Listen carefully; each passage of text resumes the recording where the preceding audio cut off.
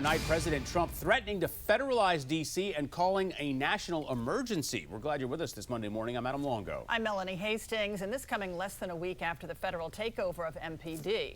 John Rogers is at the alert desk to break down why the president is calling for this. John? Yeah, good morning to you. The president making waves just after 1 a.m., threatening to call a national emergency and federalize D.C. after an ICE dispute with Mayor Muriel Bowser. So here is the background. As 7 News has been reporting, last week, Mayor Bowser said that since the emergency order is over, the status quo will return and law enforcement will follow a D.C. law that forbids working with ICE except under extremely limited circumstances. Well, Trump again at 1:09 this morning put up this post on Truth Social warning that, quote, if I allow this to happen, crime will come roaring back. He said he's willing to call a national emergency and federalize the district again, saying to the residents and businesses, I am with you and will not allow this to happen.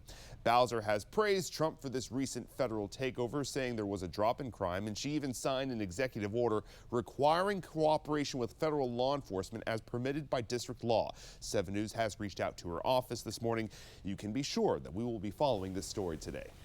And the weekend marking the first since the end of the federal takeover of MPD, and many are wondering how it would impact crime. Yeah, well, we know that police are investigating 2 separate violent crimes in D.C., a deadly stabbing that happened in Northwest and a shooting in Southeast that left a man injured. Straight out live to 7 News reporter John Gonzalez at the Reeves Center in Northwest this morning with John, what we know so far. Well, Adam, you know, we were live right here at this very corner Friday morning, and 24 hours later, police say that a man was stabbed here on the corner of 14th and U, right outside of the Reeves Center on Saturday at 4 o'clock in the morning. He was rushed to a hospital but did not survive. Detectives say no arrests have been made. The neighborhood here has seen other violence in recent months, including several shootings at this location here. This area here has been under the heavy patrols by the federal agents and National Guard troops during the recent crime surge. Now, the victim's identity has not been released this morning.